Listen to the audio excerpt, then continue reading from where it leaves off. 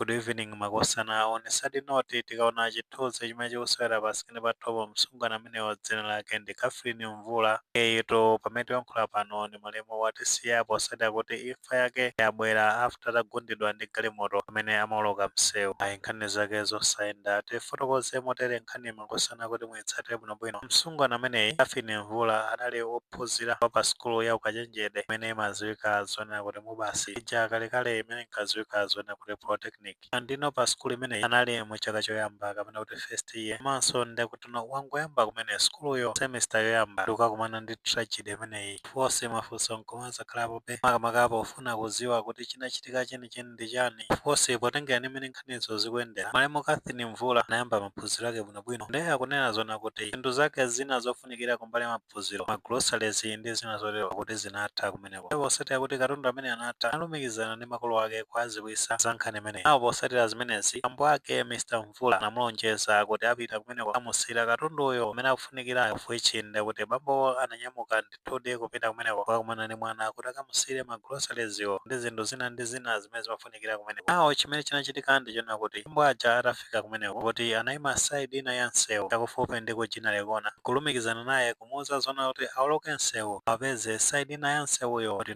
azatenge katundu wake amene ali kufunikira ndiye mwanayo ananyamuka ulendo pano mwasoka akuti awoloke msewu pachina lekonapo panapezeka zona kuti mabwera wa basi wina wake kuti haisi asinoto chifukwa cha liwiro ndopeza kuti yamuwomba msungwanayo kuyeseratu pansi matsoka ilo imfaso ndikuti kukhala yomwepo napeza kuti watisiya pamwepo motino bambo Mvula amachita kuona zona kuti mwana wawo wawombedwa ndi galimoto akhukhuzidwa pasi mpaka nakutisiya pamenepo. It was a very sad moment wanga witness tragedy imeneyi mwana ndithu kumona zona kuti akupita uyo nkhani zosakhala bwino nkhani zolilisa kwambiri ngati kholo komanso wina aliyense nkhani zosakomola mpang'ono pomwe ambo kunali kulira kumvetsa chisoni mosatonthozeka kusamvetsetsa zimene zachitika ngati zonena kuti akulota mano ndithu zinthu zachitika mwana wapita nkhani zosakoma akuti kunali kufika ponena kuti maziyankhulira okhaokha ndichinandipangisa ndi chani kuti ndibwere ndidzamuone mwana zamusire zimene amafuna ine ndinakati ndisabwere bwezino mwanayo atapulumuka nkhani zosamvetsetseka nkhani zolilisa kwambiri konse posatira kuombedwa kwake ndikuti anthu anamutenga besa kuthamanga naye ku chipatala cha Queen Elizabeth Central Hospital kumeneko ndi anangosimikiza zonena kuti Catherine Mvula ndikuti watisiya satira zimenezi thupi lake kuti padakale panopa ali kusungidwa ku nyumba yachisoni ya College of Medicine mzinda omwe wa Blantyre amene akonza ziwiri zitatu makamaka nkhani yokhoza ndi mwambo wa maliro. Of course akunena zona kuti malemu Catherine Mvula kumuzi kwawo ndikuti ndi boma la Mzimba kumene amachokera tikukhulupirira kuti ina panga dongosolo ndikuti maliro akayikidwa kumuzi kwawo boma limene la Mzimba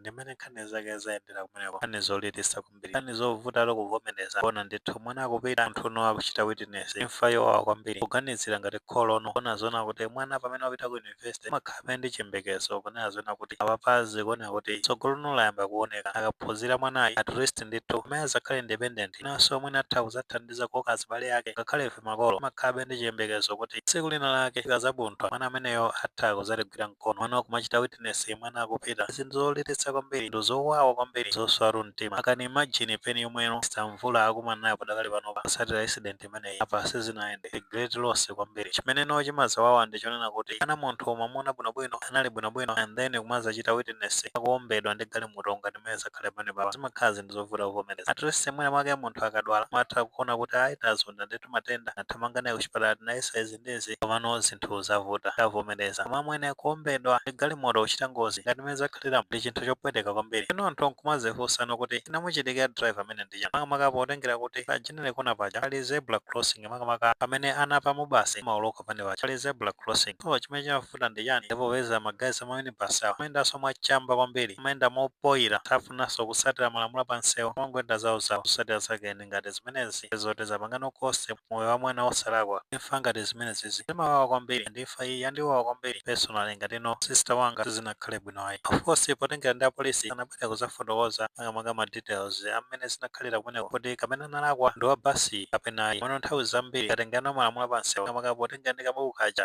K53 amafotokoza nkhani yokhuza ndi malamulo apansewu nkhani yokhuza ndi maspidi malonga amene wa zebra crossing amafotokoza zonse bwinobwino ndi kumaza bwana kuti ndi ma driver amabasi satsata malamulo abwinobwino buka amene kasaka kugwiritsa ntchito patopa pansewu umakhala speed limit makamaka malo a busy ngati amene poti pamalokedwa pali ma speed limit ndi nkumadabwano zona kuti amangoyenda zawozawonso zoduka moto ngati zomweno kumapeto kwake zikutenga miyoyo ya anthu osalakwa ngati imene zakhalira ndi kesi ya Catherine apa pokha zinaenda apa tipepese kwambiri pa Mr. Mvula makamaka poluza mwana amenenso tikukhulupirira kuti anali chiyembekezo amene amachita maphunziro ake tipepesenso family yawo komanso achibale onse amene akhuzidwa direct ndi imfa imene pozindikira kunazona kuti ayo ngati imeneyi tizovuta kwambiri kuti tizivomereze ndi chauta yekha amene angakwanise kutonthoza mtima yosweka komanso ululu umene mukumva padakale panopa tipepese onse amene aphunzira nawonso management yako mubasuku pamene penipeni ngofunira mzimu wa malemu Catherine Mvula lino mulungu aulandire maso wonse mumtendere osatha pepani ndithu pepani zosenda makosa fika nthawi zambiri timafotokoza kunazona kuti tiyeni tikamayenda pansewu zikhala leti zipanga folo malamulo pansewu zinthu ngati zimene zimathandizira kupewa ngozi ngati zimene ngozi ngati imene inakotheka ndithu kuipewa kutengeranso ndi ma speed limit maso malo amene pachikira ngozipo chifukwa papa pomwe chidziwikire ndi kuti no driver amene amathamanga akhala zona kuti speed inali ya normal kunali kotheka kuipanga control galimoto of course mwina anakatha kungovolala if that is kuti amukhudza maso speed ikhala zoti ndi ya normal bwinobwino munthu umatha kuima ndikese chinthu china chake cha emergency chachitika munthu ukhala zona likuthamanga kwambiri zovuta kuti kukhala chinthu cha emergency kuti no otha kuima panga control galimoto bwinobwino zotsatira zake zimakhala ngati zimenezi iti cost moyo wa munthu komanso mwina nthawi zina ife amene kuyendesa galimoto khayenso ma passengers amene tawatenga zimatha kutheka zona kuti aluze miyoyo chifukwa cha reckless driving ya ifeyo ngati ma drivers so ndikwabwino kupanga adhere malamulo pansewu kusiyana ndi kuti zibwera ndi nkhani ngati zimenezi ineto zosakhala bwino nkhani zolilisa kwambiri nkhani zomvetsa chisoni ndino tati tione ngozi zambiri zimakhala ndithu ndi zopeweka pano chifukwa cha ma mistakes imene timapanga anthu oyendesa galimoto zotsatira zake zimakhala zopanga cost miyoyo ya anthu ochuluka andino kuti tione ete ya ngozi imene kuchitikira anthu ambiri akumwalira pa ngozi andino kuti tione gwero lake ndi kuti timakhala oyendesa galimoto mwina pena sitinayendese bwino zotsatira zake tikupangisa zona kuti miyoyo yambiri ikhale kutayika so ndipuli ndithu kuti pamene tikuyenda pansewu tiganizire za miyoyo ya anthu oyenda pasi anjinga za moto anjinga za kapalasa maso oyendesa anzathu kuphatikizapo ifeni ndi omwe tawatenga mgalimoto zathuzo zikatero zithandizira kuteteza miyoyo ya anthu ndi kwabwino khala ndi nthawi pangaso refresh naso malamulo pansewu aja patu pansewu palibe chizolowezi kuti ineyo ndi master wa pansewu ngafuna kuchitikira zimakuchitikira ndithu ngati suyenda mosamala nese mwina zichitika beyond control manongole zambiri ndaye kuti zimakhala zoti zopeweka amakati akhala zona tikutsatira malamulo pansewu ndipo jaso nthawi zina pamene basa zoda kuyendesa galimoto mwinaso achitako chakumwa choncho zimene zimachitika ndithu so sad china chimene ufuna ngoyankhulapo ndichonena kuti course incident iyi yachitika zinakhale bwino komano nthawi zina ndikwabwino ndithu kunena kuti ngati imene paliti pamene pamubasi ngati tapita ukaona mwana mwina mwake tili pachangu komano titayesesa kukhala mbali yomweno mwanayo ali zitha kuthandizanso kupereka safety ya mwana ameneyo panakhala zona kuti mwina kolowa anapita side yomwe anali mwanayo kutheka ngozi ngati imene inakatha kupeweka ndithu pano poti tsiku lonse timalidziwa amangona zinthu zachitika pano nkhani zake zosakoma so apa payikhale turning point makolo amene anathu ali pamenepa ngati upita ukaona